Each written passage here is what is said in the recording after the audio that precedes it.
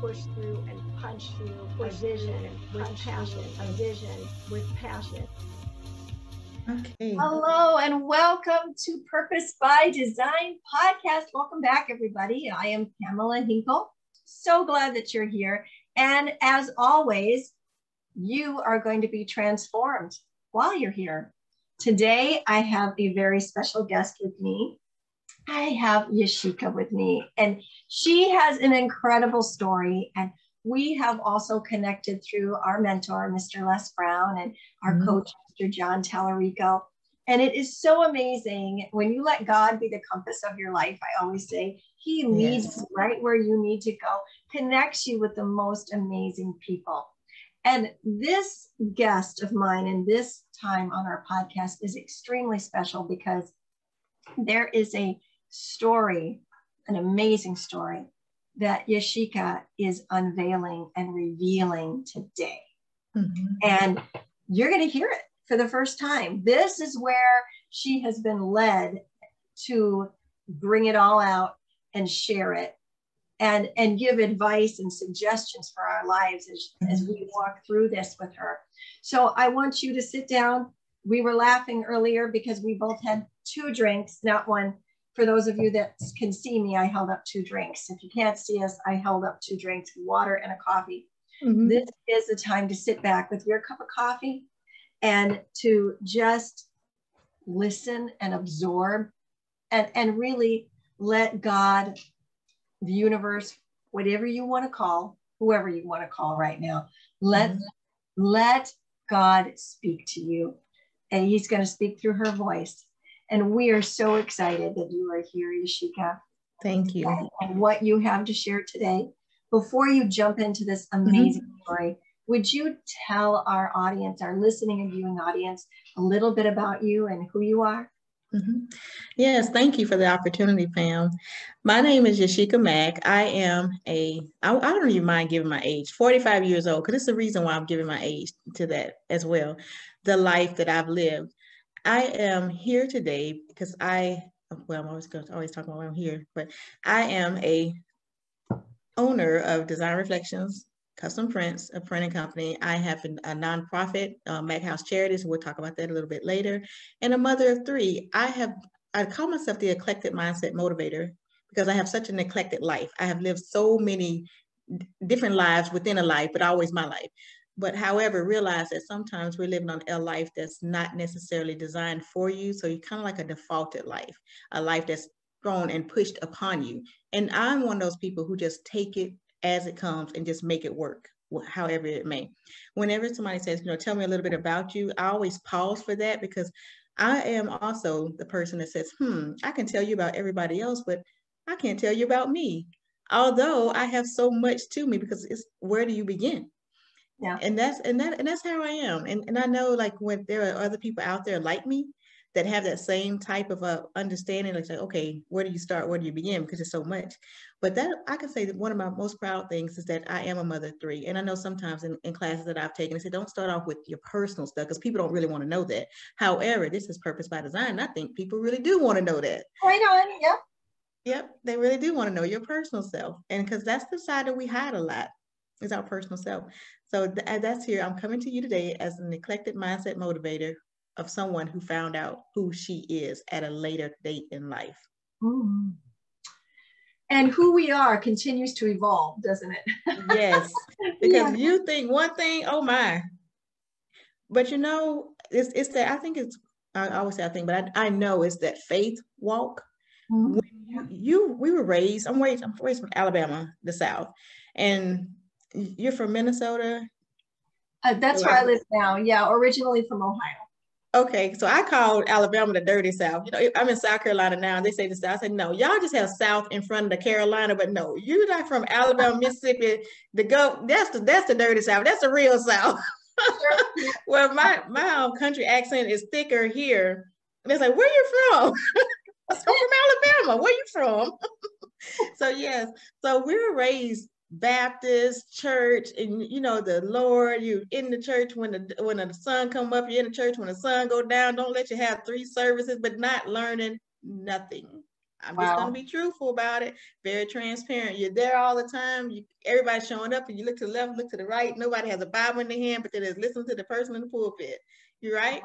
So that's how we came up and how we was raised. It was a family church, neighborhood church. Everybody went to the church. It's like 5 on the corner, but everybody knew everybody.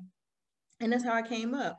But I am appreciative of that because that let me know that there was something out there greater than me. Yes. And the life that I live, that stretch, and like we say in death, that dash, that's what I'm living now. And the dash, I'm at the 45th part of my dash, where I really and truly understand how great it is to know God and how great it is to look back over your life and realize that something kept you and it was a reason. And that's where I am today because I know he kept me. Wow. It's so true. So true. We can look back and we can see it, right? We can see how, oh man, that is so amazing. I was brought up similar. And as a young woman, at the age of 20, I recommitted myself back to my faith, back to the Lord, and never turned back. But wanted to be in those places where I wasn't just listening and regurgitating, but that faith was feet to me, that it became the reality of my life. And it was something that I wasn't just parroting. It was something that I knew that I knew that I knew. And you absolutely can look back and you can see all of that when you have been guided as the Lord has led us, and even how he's led us to be together today is so amazing. Well, I have a question for you. And if you had a billboard, Yashica, and it could say anything you wanted it to say, what would your billboard say? It would say free to be me. Oh, I love that. Yeah, free to be me. I just know that through life, we put so many challenges or so many obstacles, or either I say shackles too, on our own feet, because I am one person that even though I have lived a life of great trauma, great tragedies, I just don't blame it on that. I always look at myself, you know, no matter what. And I look at the positive in it. Even when I was going through with my husband passing in the sickness, I never asked God, why me? I would always ask him, why not me? And that's the subtitle of the book that I was telling you about, the new book that's coming out with my daughter. That's the chapter, is why not me? It's because I feel like as long as it was me and I was taking those trials and tribulations that somebody else didn't have to go through what I went through. I always looked at the other person, you know, even when my husband was down and I was like, oh my gosh, well, you know, the caregiver part, it was difficult with ALS, but I always looked at it as in, you know what, I'm strong for a reason. And that means that there's somebody else that wouldn't have been able to do the things that I can do. So I thanked him. It hurt. I was living it, you know, but I still thanked him. And it brings me to the story that I wanted to tell today. Today is about my daughter through the process. And I had to give you that little bit about my husband. My husband was diagnosed in 2010 with Lou Gehrig's disease. That's the common name for it, but the scientific name for it is amyotrophic lateral sclerosis, which is a neurodegenerative disease. Very rapid. And if you can think of a stroke, think of most people that you think of a stroke is has to do with your brain, the left side, right, of your brain involvement, right? So if you think of a stroke in your spinal cord, that's a person with ALS. Your spinal cord is your central nervous system that controls all of your movement. So, you know, when you have a stroke, that part of your brain dies. So imagine if you have a stroke in your spinal cord, that part dies, which means that's your movement, your muscles. So the person with ALS eventually is paralyzed. Every muscle eventually dies, including breathing, because remember, your diaphragm is a muscle. So eventually they will either pass away from suffocation or complications of those type things. And so when the person is diagnosed with ALS, they know that they're going from here to there, and it's a rapid movement. It's you can literally be in a moment of reaching and they lose that ability. You know, we watched that with my husband as he was able to navigate his wheelchair. He had a little hand motion and was going up in a van, was getting him on the van. He was able to do it himself by just, you know, he could just push with his shoulder and then push his hand forward. But as we were coming up the ramp, he lost the movement right in the movement. and his hand fell back. And I was standing there, my children were standing there. It's like, oh, okay. And then, you don't want to say anything, and he's hurt because he's doing everything, but his mind is telling him, but his muscles are not working. They're not receiving it. And so we lost that movement. And that's when I learned too, that every step of life, and people say, oh, tomorrow's not promised to you. No, tomorrow's not promised to you. Neither is the next second. And I'm saying it in a way that people understand. Don't live like, oh, tomorrow's not promised to me. But you also can be in a moment of a second where you lose that movement. Your life just changed forever. Something that you can never have back. So we need to look at the seconds of the day versus the minutes and the hours. Because every minute, every second counts. Tell somebody you love them. Give somebody a hug. The things that you thought, oh, I'm going to put that off. No, don't put it off, because that second, that moment, you may say, okay, I'm going to walk here. Oh, I can do that a little bit later, or I'll do that tomorrow. But what happens if you no longer have that muscle to move? So that's how we lived with ALS. So my children were my backbone, because in the beginning, when my husband was diagnosed, he didn't want anyone to help us. And this is also part of the story that nobody knows. He didn't want anyone to help me in the house, because remember, and I'm very transparent, Pam. He's a Black male. He's a headstrong male. He's done 20 plus years in the military where he was a leader. He's telling other people what to do and guiding them through. And now all of a sudden, you can't do anything. You have to depend solely on your wife. So it was a lot of turmoil in there, the bitterness that he had. But ALS is a disease that when you're trying to wrap your head around what I have, it has progressed so far that you lost that time that you can't even have back. So it's almost like wasted time of being mad and angry and bitter, but that's normal and it's human when you're told that you're gonna pass away, that you won't see your little one, because my little one was 3 months old when he was diagnosed. You won't see him, go to school. You won't see him on his first day at inner school. He knew all these things. So imagine that as a person. And then also as a young wife, I say a young wife, pop my collar. I was in my 30s. So it's like, okay, this is interesting. And so that's why through that trial, I was like, oh my, it was hard, but I never asked God, why me? I just asked him, why not me? Why not me? Why not? So my children were my backbone. They were the help. My oldest one was my daughter. And then my next to the older one was Javon, which is my little one. Well, he's the middle son. And then the baby, of course. So it was just the three of us. And I didn't see, it was a lot, because we had to do everything for my husband. When we wake up in the mornings, and I tell people, when you wake up in the mornings, the first thing you do, you stretch, you go to the restroom. Who doesn't do that first, right? Now, if you have a 3-month-old baby and you have a husband with ALS who's already in the wheelchair, I couldn't do that first. I couldn't take care of me first. I couldn't brush my teeth before I got up. I couldn't go to the bathroom first. I had to see about him, because if I didn't see about him first, it was going to be more of a problem of an accident then. And so I was just trying to fix myself, the training to like, okay, you got to get up 2 hours early, and you're exhausted because you just had a long night before, because he's tossing. You're trying to make him comfortable. Then you got the baby up and down. The baby, it was like your mind is like going crazy, and you're going through this, and then you're asking the help for the kids. And then my daughter, who was a teenager at the time, not thinking at the time that she's a teenager now. Teenagers come with their own set of rules. They come with their own set of rules, their own way of thinking, and asking for help, not thinking that it was bothering her, till we fast forward till he passed away, and everything just changed in my life. Everything changed. One day we were fussing. I was fussing at her about something, and she just literally walked out the house. And I talk about being a Southern person, and I'm a Black Southern person.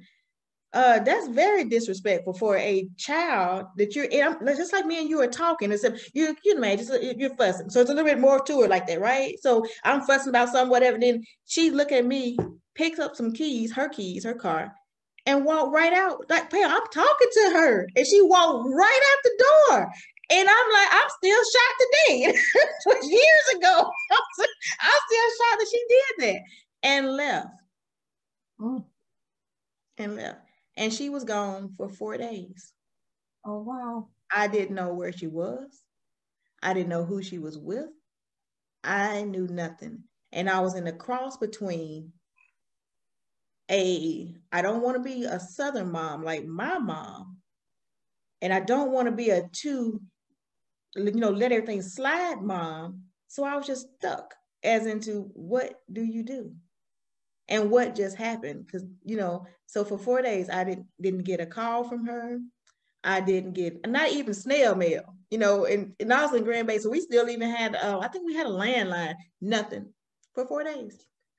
And after that 4th day, she just came back to the house. And here I am again. I'm in this mindset. It's like, okay, do I go hard? Do I go, what do I do? Mm-hmm. And so she came back in the house like nothing happened. And I let that happen, like nothing happened. I let her walk right on back in. And so that was then. That was the first time she did that, was 2012. It was 2 months after he passed away. And so, and I let it slide. I didn't say anything. I act like I did, that it just didn't happen. So we carried on like that for a while. She didn't disappear, but we didn't have really of a mother-daughter loving relationship. I always remember because that the Huxtables was on TV, the Brady Bunch, the stuff that we came up with, these families. We didn't have that. And I realized something, and again, I'll tell you, I'll be very, very transparent. I didn't like her. I loved her, but I definitely did not like her. Mm-hmm. This was from her being a senior in high school now. And because I come from where I come from, I knew that some things that she just wasn't going to do. But you never want to kill a child's dream, right? We always hear that. Don't kill a child's dream. So she says, oh, I want to do this and I want to go to school here. We're in Alabama. She wanted to come back to South Carolina. I want to go to school in South Carolina. I want to do this. And I'm looking at her like, oh, okay. So what I do, here I go again, that cross mom, don't know which side of the mom track I want to be on. I said, okay, prepare her to move to South Carolina to go to school. She drove, we did all that. I'm in Alabama. Then I get the calls, oh, mom, I miss you so much. I want you to come here. Why can't you move? Why can't you do this? Da, da, da, da. Okay, so we're still, just trying to have a decent relationship. Then here it comes again. She's gone. So she was at school, but it's like she's gone, but she's not gone because she's at school. So I hadn't heard from her. Then I did what some moms do, probably was to the extreme. I also wanted to come back to South Carolina because this was where, remember the sip slow, yes. And I think in hindsight now, I'm thinking I was coming back to feel him, because this is where we were. And so I'll get it right. So I moved back to South Carolina, and I'm thinking, oh, it's gonna be great because she's been away from me. Me and the boys are gonna come up. We're gonna just, I got an apartment as my house was being built. She came in, she stayed. I said, okay. The middle son had, football practice and stuff. She didn't want to help me do that, so she didn't want to do that. So no big deal. Then again, disappeared. Didn't know where she was. Didn't know what she was doing. So I said, okay. She just literally walked again. I was sitting and walked right out the house. And my son's like, Mom, where's Diego? I have no clue where she's going. She'll be back later. She was gone for maybe about a week. Didn't know where she was. Then we're going to fast forward. This happened a couple more times. And then fast forward up to when I was actually working with the ALS Association. She did it again. And I had no clue. She's driving now. So she's just gone. So she was gone for 3 days this time. I said, you know what? Maybe I need to report her missing, So because I was a recruiter here, I did have friends that were still in the law enforcement. I was asking a question, what did I do about this and another? So one of the guys was telling me, hey, be sure before you make the call, have all your information, because what you would not want to do is have to go get it or say, I'll call you back, because then you're going to start. And he said, that's going to make your process longer and more frustrating. So I was at work. So I was about to gather my stuff up to go home, to gather the pictures and all things that he told me I needed to have when I made the call. So I decided, you know what, let me call my friend in Georgia and say, you know, because I hadn't even really told people that she's done this, right? So I have a friend that was in the military with me, and she was in Georgia. And I said, hey, just letting you know, I'm about to file a missing persons report for my daughter and for Danye, I call her name. And she says, really, what happened? I said, I haven't seen her in a week. I have no idea where she is. I don't know. She just she left. She's mad at me again, so she left. And so she hung the phone up, and she called me back about 5 minutes later and said, she just showed up. Now, I know that. Come on now. I know I was born. I said, she just showed up. She said, yep, she just showed up here at my house. I said, oh, okay. So it was great. So that friend and I really fell out, because I'm like, you could at least called and said, your daughter is here. You didn't have to tell me nothing going on. Just at least let me know that she was there, you know, earlier before this part. But I get it. She did tell me, I didn't know.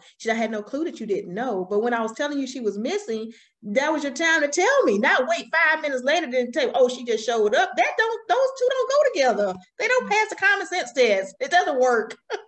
No. So that was then. So again, that happened. And so mind you, these are years that are passing through. We started in 2012. And now we're in like maybe 2014 now. We've already had like, what, 3 just walkaways? So bring you up to the speed. Here we are again. I'm in the house, 2015, 2016. She comes, and it's the same thing. This time, is having to go get her is different. She gave her car away.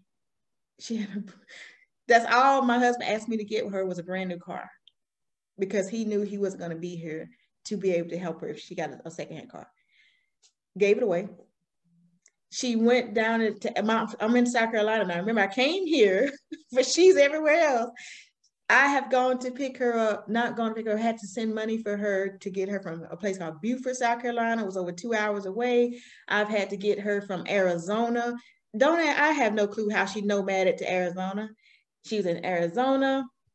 And it's been a challenge. These are the things that I've had to go through with her. And each time I'm like, I'm done. I'm just so tired. It's like she hated me. Mm-hmm. She really hated me. And I was like, what? And then when I tell you, if you can think of it, she did it to me. And it was so nasty. So I didn't even want her around me. Just get away. The last time she was so spiteful. She wrote a letter to my youngest son. He's 5 at this time. And said, Mom put me out. She doesn't, and he read it. And so he came to me, you made her leave. You made her leave. Remember now, his dad passed away 2 years ago. And so it's like, you made her sister leave. And it was so much, because it's like, how do you explain? He's only 5. And why would you do that to him? So as far as I say, she did it. If you can think of it, she did it. She has done some stuff. So now we fast forward to the pandemic, which is 2020. You know, we had the pandemic beforehand. Now we're doing a lot of back and forth, in and out of the house. And to that, I said, look, you just can't do this. Stay on the other side of the door. And I'm not sugarcoating me at all, because that's one thing I do not want people to understand me. I'm not Claire Huxtable. I'm not Miss B. I'm none of them. I can go just as hard as most of them. I know. I just don't want people to think that it's like, oh, Rose, no.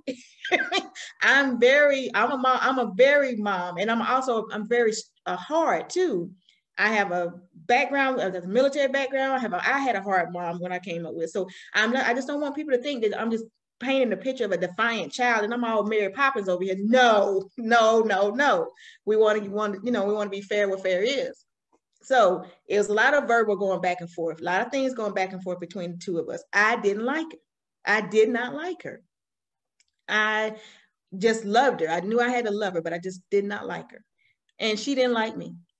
really didn't like me. We have had straight fights.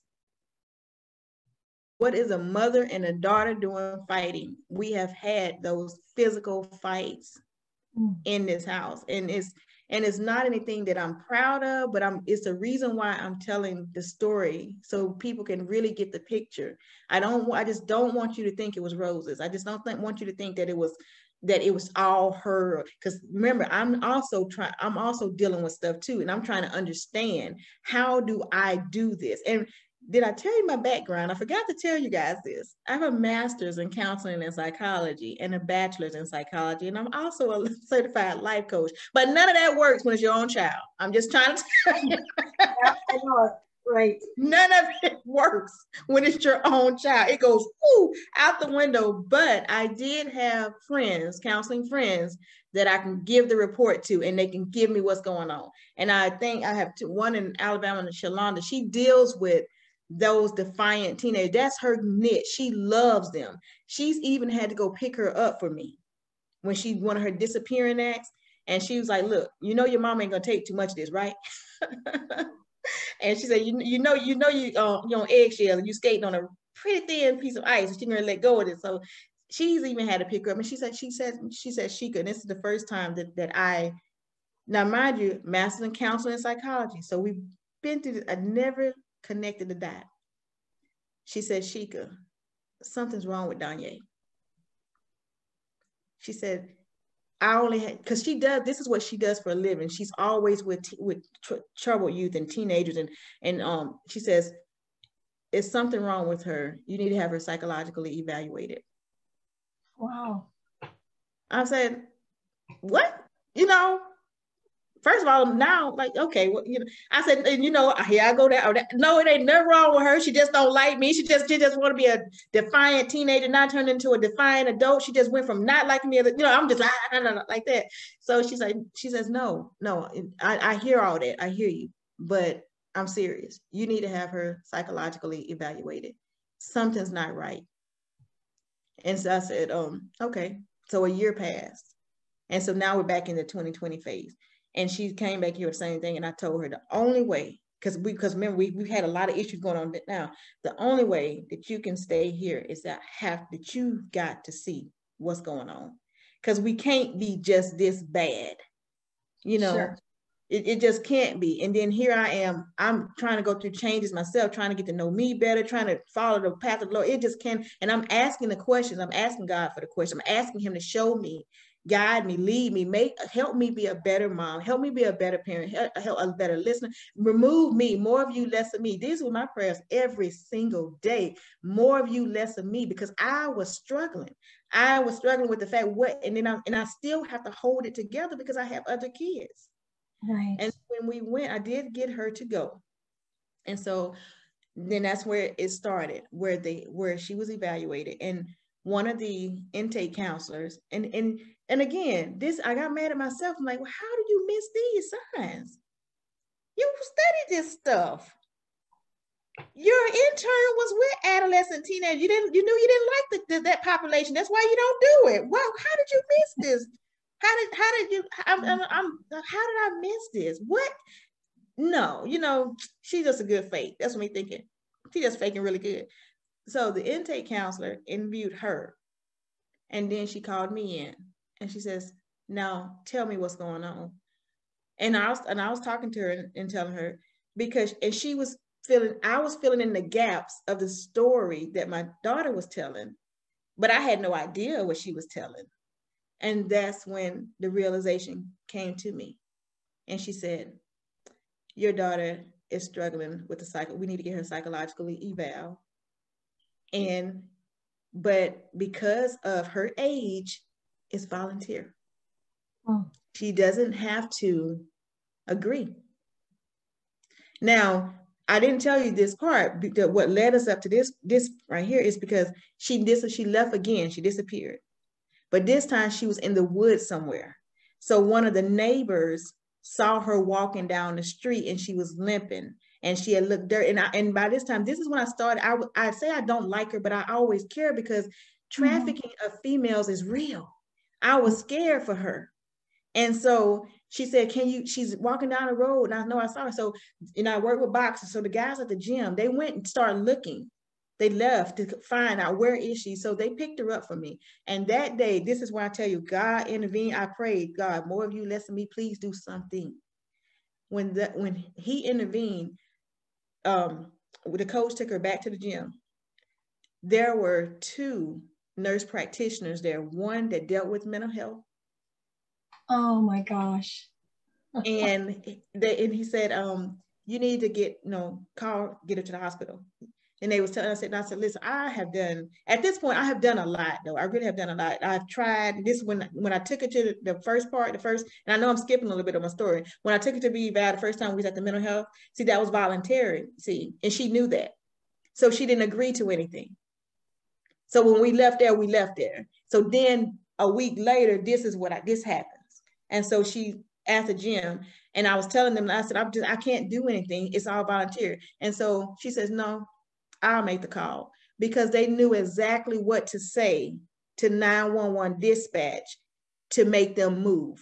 Because if it's something that the wording of what you say, you can be, and we wonder why we have so many domestic situations, and how come law enforcement is late or the intervention is late, because you don't know that and that's what I learned through that counseling. You don't tell your story, Yashica. You tell pieces. You don't tell people what really hurts, because I have adapted so that I don't let people into that side of me. And I had, through her story and getting help, and it's when the counselors also had to talk to me. When you're making a distress call, you have to be in distress. But you are so strong, like, yes, I'm having problems here at 14. You can't be like that. You have to really show, they have to feel distress. And I didn't know that. So I learned, I had no clue. So that day that that they called, that the nurses called, they knew exactly what to say. We had the ambulance there. We had law enforcement there. And remember when this is that time of the year when all the stuff was going on with law enforcement. And here we are, we have all these, well, not all of them, because if you call 911, they're going to dispatch the paramedics, police officers coming as well. And then it's a disturbance. So we're like, oh my gosh, it's what's going to happen? And you should not be at that point where you're thinking, oh my gosh, what's going to happen? And then I'm on one side of town, and I was just so tired, so messed up. But I thank them, because had they not intervened, had they not stopped their workouts, they're working out in the gym, to say, you know what, this child needs help. So she had a gash on her foot. They were treating her foot, and where she was literally walking, and she said the stories that she told about, she had cuts all over her body. We didn't know what happened. And so when the coach called me and he said, you need to come right away, and I'm still numb to her, because I've been through so much with her. But no matter what, you don't want to see, I just want to understand how people cannot have compassion for another person, because regardless of the fact that all that she's put me through, she still was human to me. And nobody wants to see a human hurt. Right. Or someone hurt a human. Right. So we had that day learned of sexual trauma somewhere out there in the woods. We don't know what happened. And her mind blocked it all out. And even the EMT that day, because it's a look that mental, and I'm grateful for this particular set of people, because in the cops, because they seen it. It's a look that they have over their eyes, that there's something that they see in them that can tell that they're not quite 100%. Okay. So that began the process. So she was checked into the hospital on that day. And so she stayed a week. And then that's when I learned everything. And she ended up being diagnosed with bipolar schizoaffective disorder, where it was more than one of them. And that explains, I didn't even get down to tell you about the people in the attic. One night I had to take her riding, because she said there was people in my house trying to kill us. And she stood over me with a knife one night. These are the things that I said, when I say, well, where do you start with all this stuff? But I was after learning that she had the mental illness, this part of it, it really started showing itself. Then when I sat and thought about it, I said, I used to joke about that and say it was two of them, because she could be so sweet and she could be so innocent. And then all of a sudden she just turned into this, like this monster, like this person, you can't tell her nothing, this, and I'm independent, I'm this. That's when she just walked straight out the door, you know? And then I sat there and I was like, you know, and I started looking through her Facebook, you know, I don't even, and I blame me for that. I'm saying I blame, but I take some of that because I never went through her Facebook page, never went through none of that to realize that she had two names. And so when I started connecting the dots myself, it was right in front of you. And that's why I like that phrase that Les Brown says, you can't see the picture when you're in the frame. Mm-hmm. Because I was too close to the situation. And I said, how did I miss these signs? How were they right in front of me? And I just wrote it off as if she just out of control. She just don't like me and I don't like her. She want to do her own thing, but not realizing that it wasn't, I don't even know who I was talking to at times, because she's bipolar schizoaffective disorder, but she's more on that schizophrenic side. And I didn't know. So the one that didn't like me was the one she called a certain name, because her name is, well, I don't know. I don't know if we should just say names on here because it's live, but her name is one name, but she shortened it when it was that other person. And that person is the one who hated me. That person was the one that took me through the ringers. So when I'm here today, because I wanted to share that, because when we're looking and we're so close to the situations and we don't see, when we find out what the situation was, now it's a process that is difficult. It's called healing. But what do you heal from? Because I have to go back and, who am I healing? You know, because she's done so much to me over the years. It's like, I literally got to the place where I'm serious. I did not like her. I hated her. And that's a strong words, but that is the truth. Yeah. But I loved her in the same sentence because she was mine. And I always, she wanted to go stay with my mom. I said, no, because I had you. You're my responsibility. Whatever's going on with you, I have to deal with that. So now we're at the process, and I was telling you about the book, the Mothers and Daughters book, because I was supposed to write Sip Slow, which is what I thought. But this came to me, one of my friends asked me if I write a chapter in the Mothers and Daughters books, only the stories that, it's this one, the story their way, only they can tell. And so I started that chapter on her, and it was Why Not Me? That's the name of it. And so after I wrote it, I said, okay, and I let her read it, my daughter read it, so she'll know what I'm writing. And so I said, no, I have to come back with something else, because that's going to leave people hanging. Well, what happened? Now this is the process, and this story is yet to be written. It's going to be written daily, because it's a work and process to get to the place where you can not look at her as that defiant person she was, and try to look at her. I'm working hard to look at her as the one who truly loves me as her mom, because she writes stuff to me. She puts stuff on Facebook now and says, you know, if it wasn't for my mom, you know, I had a strong mom, a loving mom. And see, these are the things I never knew, that she even liked me. You know, I didn't think that she even cared about me. I thought that if I was burning, she wouldn't put me out. You know, that's literally how bad it got with her. And now to know that this was what was going on, it's hard to get to that place. It's hard, but it's worth it to try to get over that. And so one day we were riding in the car, and it's something she did. Because I mean, when I tell you, she took some hard cuts now. She cut deep when she was going through her stuff. And I was starting to ask her something about it, and she just says, Mom, can you please not bring up the past? Because we're trying to move forward. Now, the other me, before thinking in the results, I would be like, what?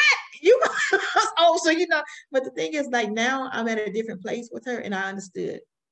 I'm at a different place also in my life that I understood. And when I asked God to show me me, I didn't ask him to show me that I'm gonna like. I said, show me me. So he had to show me. So, because if you ever listening to or read Outwitting the Devil, sometimes you see the mirror or the reflection of you in the things that aggravate you about another person. So I had to learn those things and look past what I see and find the lesson, the positivity. What is it that I need to learn from it? And so now I have all of them on a healing process where they're also in a mastermind, where I'm doing that with them, having them listen to affirmations, having them listen to Les Brown, having them listen so we can reshape things. Because also it's not just me that had to heal too. We have a whole family, and my sons, they have to heal. And so now she's been on medication. And so it's a part in the book that when I tell you that I just really broke down, because I've been so controlled all my life, but it was March 1st of 2020. I lost both of them in one night, both kids. My son had I'll tell you this first. This was another one of those things. Now, mind you, we've already done the evaluation, so we know that she's diagnosed now. She has a diagnosis. So this was what led to the night that she was gone for a week in the woods when she disappeared. So no. It says so many disappeared. She wasn't gone. She was gone for like almost 48 hours on that time, because she just left the house. She just walked out. She's mad at me. She walked out. And so this time she stands in the middle of the cul-de-sac. She's like, "You did it." And that's, oh my gosh, where did this girl come from? So she left. But this time I had a little bit of I was outside of the frame a tad bit. So I had a little bit of help because I had already been to the mental health. We've already done the portion of it. And they've already given me the crisis numbers. And so when I called them, I said, she's left. And because now she has a mental illness, law enforcement, if you call, they're coming right away. So I literally had law enforcement in my house when I had everything that they needed, because she was missing now. And I didn't know that. I learned this. They come right away when it's a mental ill person and you make that call, and they've already been documented. So when they come, they got everything that they needed from me. They were not gone 15 minutes that I got another call. My son's girlfriend called me to tell me that my son was being medevaced to Richland Memorial. Yep. So he was in a one-person car accident by himself, and he was being, and so I'm literally, okay, wait a minute, I have one missing, don't know where she is, and I have another one that's on the way to the hospital. And I have been in so much control all my life. Because remember, all the stuff I'm telling you, I'm still composed and control, and I couldn't do anything. My body shut completely down. And I don't know what the things came from, but I know, I always say God has always been watching me, and I've always been strong, but I lost it. It was nobody here but me and my 11-year-old, and this is the first, he's never seen me cry. Never seen me cry. And I broke down because I could not control the situation. I didn't know what was going on. Medevac, you think medevac, that's serious. Yeah. You think one of them's missing. And so I don't know how these calls came in, but I'm sure they came in because I remember my sister, and then somebody came to pick me up. I don't know how all this stuff worked, but it worked. And I was trying to figure out who made the calls or whatever. So in my book, I just call them angels, because I have no idea. My sisters, everybody's in Alabama. I'm the only one here. So the people, it's like they were just like military, like you were activated to take over. Because I was not in a place to do any. I didn't know whether I was going or coming. And so that was, now when you say a true defining moment, when I felt like I lost both of them in the same night, that was a true defining moment in my life that I couldn't do it. I just called on them. I just called on the name. And the people who stepped up and got in position to do things like get me to the hospital. I had my other son's godparents. They were here. I don't even know where they came from, but they were here to pick me up. Nobody wanted me to drive. And then I had the little one at home, and my other neighbor, she was at the door. She said, "I got him. You just go." And so it's like the things that happened. And when I'm in the process of going to the hospital, the sheriff's office, they're still calling to check in to make sure my daughter has not phoned or anything. And it was crazy. You talk about the worst 24 hours in my life was then. That was worse than my husband passing, because it was like, and I could not imagine. I didn't know anything about my son's condition. Nothing. All I know is, in his girlfriend, when she was on her way, because her cousin showed up. Her cousin was literally 2 minutes down the road. It's a small town, so he heard it. He was sitting on his porch and he heard it. He didn't know it was my son, but he heard the whatever it was. So he got in his car and immediately came on the scene and realized it was my son, but nobody was there with him. And he said he was thrown outside of the car. He was laying face down by a tree.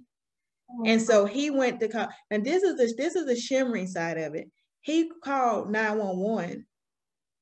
They told him the call had already been placed and the EMT was already dispatched. A female made the call. Cliff is his name. He said, Ms. Mack, there's no way. I didn't see a car. I would have seen her. I was literally right there. That night, when I made it to the hospital, and you know, the troopers, state troopers always have to come and do whatever. So we was in it, and literally he was when that board where he could not move. Yeah. Everything from top up was broken on him. His both arms, his ribs, it was, and I saw him like that. And remember, we still don't know where she is, you know. Right. And so, and he was in so much pain. And that's the first time I ever saw a true trauma hospital. When you see it on TV, and I was like, I've been to the ER before. It don't happen like that. No, my sister said it's a difference between trauma ER, and he was in trauma ER. It literally was like it was on TV, where you have this and that moving. The patients are all over the floor. They literally had him at the nurse's station because they were trying to get his pain under control. And he was just laying there. He said, Mom, please help me. And it wasn't nothing I could do. I couldn't do anything. He had that thing because they had already done x-rays and they didn't want to move him because they didn't know if his back was broken. And so he said, Mom, it just hurt so bad. And he has a high tolerance for pain. This guy played the 9th year. I mean, his whole season of football with a broken foot.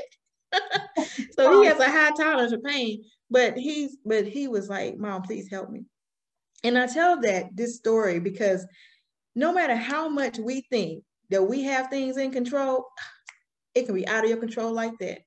Right. And sometimes we have to let up and sip that coffee slow, because just like that, your life can change for the rest. I mean, inch of a second can change you for the rest of your life. That changed me for the rest of my life, Pam. I cannot no longer look at things and take stuff for granted. I can no longer think that I have to be in control of everything. I had to learn to let stuff go and walk away, even if it meant you have to figure that out on your own. Because trying to be that helicopter or that mom that holds everything, because I'm thinking I have to be strong, I have to stay for everybody, I have to do this, we have to make sure everything's just right dressed, and that doesn't work when a situation like that doesn't work. It does nothing for you. You have to call on God. You have to call and you have to let people help you. I didn't even let people help me because remember I told you my husband wouldn't let nobody help us. I wasn't used to calling people to ask them to help me, but I didn't have a choice. It's like, you either gonna let me do it. That's why God was like talking to me. You either gonna let me do it, or I'm gonna continue to let you make a mess of it. Because right now I got this. And I had to say, yes, Lord. I had to back up. I had to say, yes, Lord, I got you. And whatever, and I remember going, whatever it is that you have for me, please let it reveal itself. I went into that mode to show me what I need to do to bring people to you. They see you through me. What is it that I need to do that people understand that we're going to go through a lot in life? And yes, we are. Everybody that has hurt you, everybody's bad. Everybody's not bad. And even the ones, and that's what he showed me too. Like, my daughter said, I was like, man, I'm not that girl. But he said, but how many times have I forgiven? Wow. Yeah. That kind of hit hard, because like, you're going to be judgmental. Well, what makes you think, if you believe in me, what makes you think that I can't change anybody? Right. What makes you think that I can't fix any situation? What makes you think that you were doing this by yourself? That's so good. Yeah, because like we had those conversations, because I said, Lord, I can't do all this long prayer on the knees. I said, we have to talk just like this. And it works. It works for me. Yeah. And that's the conversations we have. So I say that when I say the stories of my kids, because when I started the book, it was why not me? And then it was a mother's love tested. But as I was reading the chapter again, I was thinking it was all about but I said, wow, it's not. It's about both of them. It's about a mother's love tested. My love was tested on this spectrum to that spectrum, in and out, up and down. I was like, from my hurting to mental to physical, all of that. But at the end of the day, they're living, both of them. My son was supposed to have multiple surgeries. Had none. Oh, that's a testimony. Yes, he's had none. And so it's like, wow. And his scapula is in between, so we have to continue to pray for him. It's broken, it's split in half, and they said it's not gonna, it won't close. And he can't have, well, they opt not to have that surgery, because that surgery is very extensive because of what sits on top of that, all those muscles, those nerves, those tissues. And he was only 19 when this happened. Yes. So also, in the doctors was like, he is strong. But we still wonder, Pam. Remember I told you that somebody called the 911. Well, yeah. I'm gonna go back to that for a second. When the highway patrol came in to talk to me, and I was sitting right by Javon's bed, he says they can't find the woman. And he asked my son, how did you get out the car? He don't know how he got out the car. There were no drag marks, but everything was broken. The car was on the side. The only way he could have gotten out is he had to crawl out. He didn't have he had nothing. It was broken. And so the highway patrol said, did he see? He said, no, he didn't see anyone. They tried to call, you know how 911, you can call the number back? There's nobody. There's no number. It's a phone number, but it's nothing. It's not, and they know it was a female that called, even when they went back to, and it is amazing how technology is. And they can tell you what happened. There's no sign of another vehicle. Nothing. Who was she? Where did she come from? And I said that night, I don't care, but I thank you, God, for whoever she was, whoever that was, whatever angel that was, because there's no one can pack. They just know that if she called 911. That's it. Can't trace the number, none of it to get it. I was like, wow. So even when Cliff was telling me that, I had chills on my arm when he was telling me about, when he tells the side, you hear him tell that part of the story. But it's like, wow. So again, when we think that we're in the darkest of the darkest, God always have you if you trust and believe. He always send people when you don't even know who they are. You don't have to know who they are. You don't even have to question it, because when I realized I wasn't getting ready to dig deep, thank you. I know who it was. It was the Father. However, he had to come. And I was grateful for him on that. Oh, every day I'm grateful for him. But I'm so grateful because that phone call was the life and death. Because Cliff said when he got there, he was having to stay with me, Javon, stay with me, so he can stay conscious. And that's how immediate those things happen. Boom, boom, boom. So if you ain't get nothing else out of this, you better get a dose of faith, because I know I have it, and a testimony, because I'm telling you, I am overly joyed. Wow. And to think all that stuff that I've been through, and I'm still here. I can still laugh, I can still smile. And I always say, as long as I'm on this side of the dirt, I can be better today than I was yesterday. So so true. Oh my gosh, what an incredible story. And so an angel, most likely, watching over your kid. I mean, just moms, dads, listen. There's a God out there that loves your children, that knows where they're at all the time.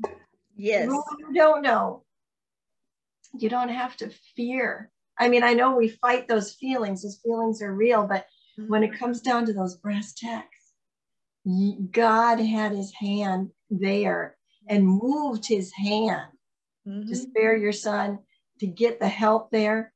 and also how his hand was just over your daughter all those times. All these years. Was going through what she was going through. The hand of God, of divine protection was there. When you didn't know what was going on, you thought she was this, that, whatever, his hand was there. And really orchestrating, not the bad, not the wrong choices or anything, but orchestrating that mess into that masterpiece, that it's like it culminated for you in that moment.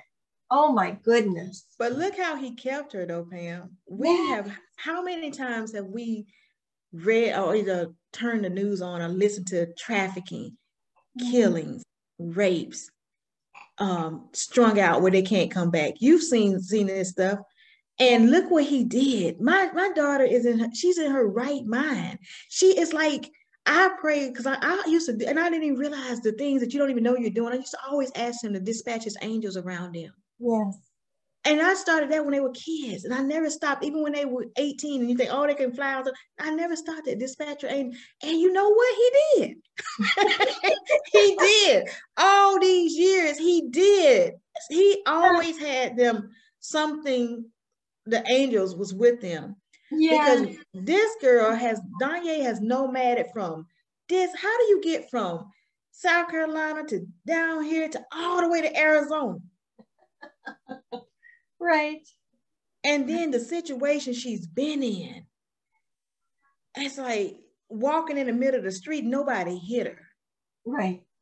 And each time she's disappeared, she's always coming. And no matter how many times she disappeared, Pam, she always knew her mama's number. Oh. She didn't have a phone. I've had to go in the middle of the night, go drive to Atlanta, which is 3.5 hours away, because she got on a bus with no ID, no nothing. And I'm just trying to tell you how good he is, because I was sitting in a seminar, and it just so happened to I just met her, and she invited me to the seminar. And Danye, and Javon's in the hospital now. Oh my gosh, I had both of them in the hospital at the same time. He's in the hospital. She ups and leaves again. Was supposed to be going to Jacksonville, Florida, 5 hours away. Didn't make it, whatever. But the guy put her on a bus, no ID, no phone, because she said she wanted to go to Atlanta. So I was sitting there when I was frantic, like, oh my gosh. So I was telling this lady, she literally left out of the conference with me, went outside, and we spent the next hour making phone calls because she was from the area. Do you know the chief of Atlanta police stopped that bus that came into Atlanta, and they had her at the police station? And they said, no, we would not put her back on the bus, ma'am. You have to come get her. That's all these things that was putting in place to show me that this was not a person that was just being defiant. She really was somebody that she didn't know who she was. And right. And they called me and said, Miss Mack, because I had already been trying to talk to them, because how do you lose somebody if you lose a child on the bus, you would never find them. And they go to a city like Atlanta with no ID, no nothing. Where would you start to look? Come on, so true. Yeah, very terrifying. Yes. And so that was another, I'm telling you, this thing with me, I don't know, like God had something for me. So then again, it was like, okay, you define a moment, you're going to be quiet. I can't be quiet. I really can't. I tried, I really did, but it's just too much. However it rolls out is the way it's got to roll out. And so, and I know he's orchestrating it all. And I want to get back to your purpose by design, because I heard your title of your show, Purpose by Design. But I didn't attach it to everything. I said a purposeful life, a life by design, not by default. These things I've been saying throughout the years. And then you say purpose by design, right? Yep, purpose by design, not by default. Yep. Yes. Look at that. And so I thought last year, I said, okay, somebody was doing a show on me. And I said, okay, well, me and my daughter, I'll get on that show. But that didn't work out. Then it didn't sit well. It just didn't feel right. But it was something about, I don't know if it was, we were on the TIR call or something, but I said, okay, I didn't even know Pamela. Do you say Pamela? I don't want to be. Pamela is what I go by, but I wouldn't call me Pam. Either okay, one. I told you right, Pamela. So, and it's just something that started speaking. And I don't take anything now. I don't look at things. Remember, I just don't let it marinate. I act off of what he says. Yes. And I don't question it. So I know that whatever will happen is going to happen, and whatever don't happen is not going to happen, and whatever I have to fix, we will fix, and we'll do it together. Because I just let him lead me like that. And it was your show. And that's when I reached out. Because, and I didn't know, but he put that in front of me. And that's when I reached out to you and I said, what is the name? I think it's actually, well, what is your name of your show? What is your show about? And I want to do this. And you was like, yes. So I knew it. I knew. And so that's my purpose by design. In this moment right here, it was purposely done and designed to be on Pam's show, to tell the story, and to be in a platform where it's safe and you're a believer. Yes, I am. And you're a praying woman. I am. And that's everything. That's absolutely everything. That was a connected dot that is, because even when I first inboxed you, I just started feeling so much connection, so much. It's like, okay, it's like I knew it was right. Because you can get in some stuff where you're like, wait a minute, that don't feel right. That's right. Yep. But no, I knew it was what he wanted. And I'm grateful. I'm forever grateful. I'm grateful for you, even because see, you didn't know this day was coming. He started working on you last year when you had to get all this stuff together. Yes. And isn't that amazing? Because when you think about it, we're praying and we're living, but these things have to line up. And we're all lining up to be a blessing to others, and we're being blessings in people's lives, and they're being blessings in our lives. And when we're looking at it and we're starting to receive and accept it, wow. And you're starting to notice it. And it's been here all along, but we live through this microwave society where we don't sip slow. But now that we're in the process of sipping and acknowledging and accepting that, and that's one of the things I speak on, like paid in full. When I realized my life is paid in full, that I had to prepare and plan and pray and accept and acknowledge. I accept and acknowledge who I am, whether good, bad, or indifference. This is me. And so in order for me, even when I was going through the process with my daughter and I was looking at it wrong, see, now I know what it looks like because I've accepted it. So I now can ask him for an intentional deliverance. Right.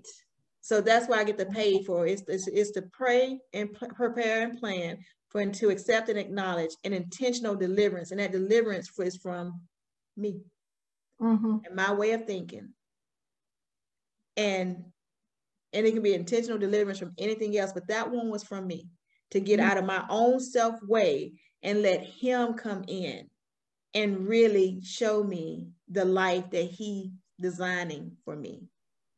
Oh gosh, Yashica, that is so beautiful. Thank you. You look and you see how God is just brings the people together. It's like a beautiful quilt, pieces weaved, weft, whatever the word is, together, and how this whole thing happens. When you reached out, I was actually in my car and I heard my phone go off, and I didn't read it. I was driving, but I looked over and I went, Yashica. And so I had to stop for gas. And so I pulled up, and looked at my phone, and it was just a divine connection even then. And to just see how your life has transformed and how really you have allowed, give credit where credit is due. You have allowed God to take a mess and make a masterpiece out of it. You have allowed the testing to become your testimony. You have allowed it. And now this story, this testimony, this masterpiece, this is just one platform God is going to put you on with it. And all the people whose lives are going to be touched and changed, like to have that peace of knowing my kids are going to be okay. My grandchildren are going to be okay because I've trusted God. I've dispatched those angels. I prayed. I'm trusting the process of the divine assignment here. But then to know, like, okay, my kid might be acting like this, but then to find out there's something else going on, like there's that sigh of relief and at the same time concern, but you had an answer then. And then to know that, oh my goodness, your son is in this awful car accident. And that when you couldn't be there and all was breaking loose all around you, plus you're recovering from the going through that healing from being a widow. I mean, like, and that God was like, I got your back. I've got your son. And then you had to know, like, he's got my daughter too, and got all this, and that you could just release. You could implode, explode, whatever you needed to do, that you no longer had to control everything and keep your hand on the wheel. I hope you guys are hearing this today. You don't have to keep your hand on the wheel. You can release these things. You can release them to God. And he's already got it. So it's not like he's saying, okay, you know, but he's already got it. You just need to let go and know that he's got you, just like he's got Yashica, just like he has her family. And that this whole craziness, all this chaos has been brought into a place where it's like, I see you, Yashica, as like that arrow in the bow of God's hand, just to release and to be able to bring so much hope to so many. Oh my gosh. Okay, tell us about your book, because we're starting to run down on time. So tell us about your book. When will it be available? How do people get it? And how do people reach out to you to make sure that they can, you know, be connected with you and follow you going forward? Okay. I'm on all the social media platforms at Yashica B for you. And that's my name. It's my name. And also YashicaB.com, which is my website. And my book, the one that's coming out, the one that I'm so proud of. And I think the delay is because when you really and truly give it to God, Pam, you could say you want to do this.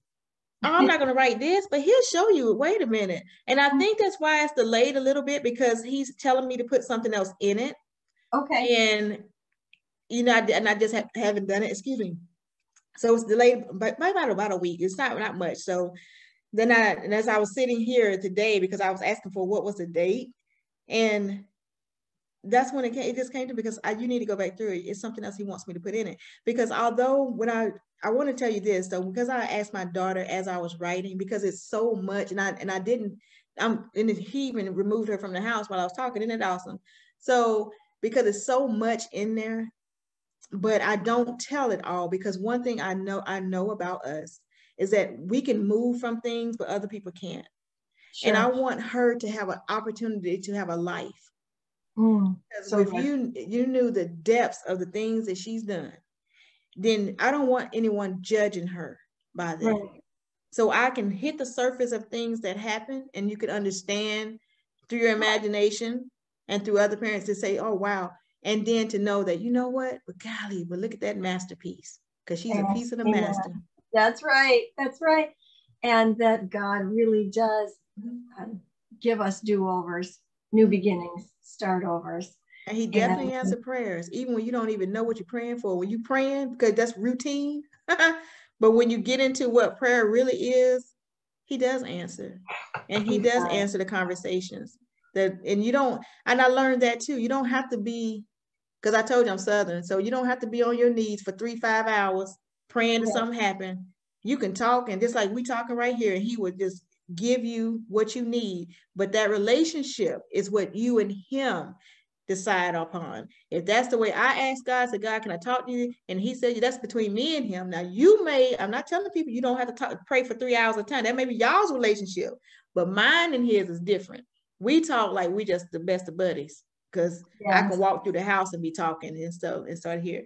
But the book that's going to be the finishing, of this stuff, and then of the mothers and daughters, it's going to be A Mother's Love Tested. And I'm shooting and pushing for it to be out by April 15th, because I know that he's wanted me to do something else. And also Designed Reflections, that one is the one that's going to be a little bit of everything. So it's coming out too. And so I'm just waiting for him to give me a date, because he gave me May 12th, which is my birthday. So I don't know. But I have to be disciplined. I can't say I don't know, because I have been, life happens because of some of the choices that we made now, So, but now you just get into that place of being disciplined and listening. It can be so much better. It's like the sail is up and you're smooth sailing. No choppy waters, and you're not even flying in turbulence. It's just smooth. Yeah. Not to say it's not going to happen, but you get it at a different pace, you're still going to have trials and tribulations, but they're just not going to hit you like they did before. Right. Because you're in a different realm of Yes. living. And then to surrounding yourself with people who understand that you can reach out and talk to. Because I feel so comfortable right now, like talking to you. I could just like, hey, this is going on. How do you get past that? Or just be able to feel safe and say, you know what, this was what happened. But I know that God is talking, but good Lord, there's turbulence, but it's going to just, all we got to do is get through it. So, and I even look at life as a storm, just keep driving. Keep, I love that. Just keep driving. Yashica, thank you for sharing all of this. I am so inspired. I was taking lots of notes. And as we close out today, I want to hit a couple highlights for everybody. Okay. Look at the seconds, not just the days. That was powerful. And then you said, show me, not just the me I want to see, or not just the me I like, show me.